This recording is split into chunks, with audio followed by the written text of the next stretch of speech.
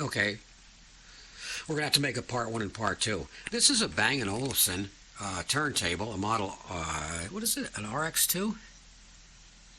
Yeah, an RX2.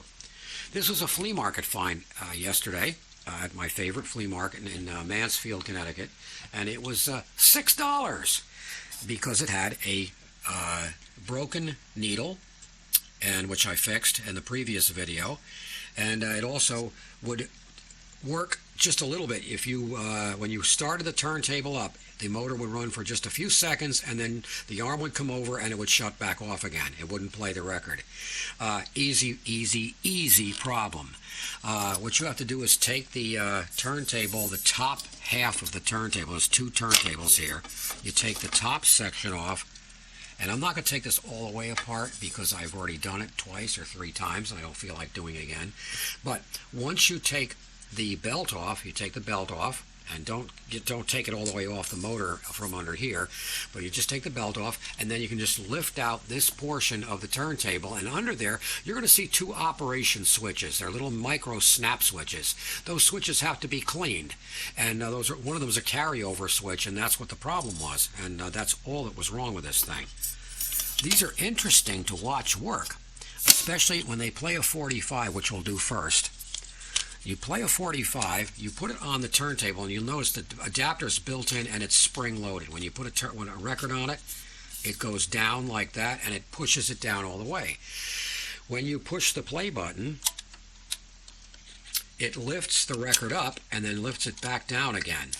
And that's how it tells it's a 45 record, which is pretty cool.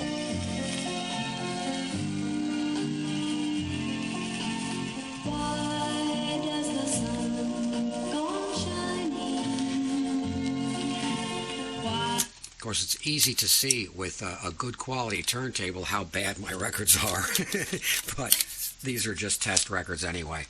And then when you put a 33 on it, it pushes down the 45 adapter, and because the 33 is heavier than the 45, it can't lift it up. So when you push the play button, it automatically both goes to 33 RPM, and it goes to the right size when it indexes the record.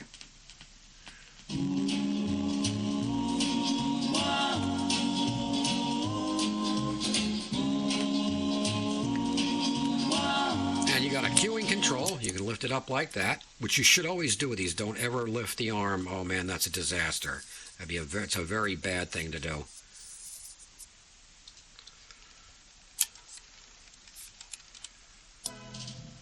Well, that was pretty good for not measuring it.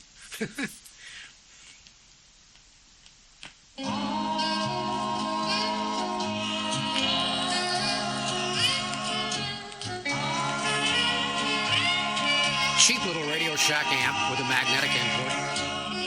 And Emerson Research speakers. Ooh.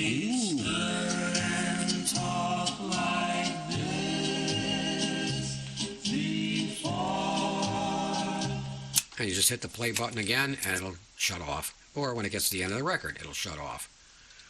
It's nice. These things do have shipping screws, which no one ever uses. They're underneath the turntable platter, and there's 3 lockdown screws, and there's also 3 other screws that hold the belt in place so that it keeps it from bouncing around for shipping purposes. But anyway, that's a quick look at the bargain find of the day from yesterday from the flea market, the Bang & Olufsen RX2 turntable. And that's it.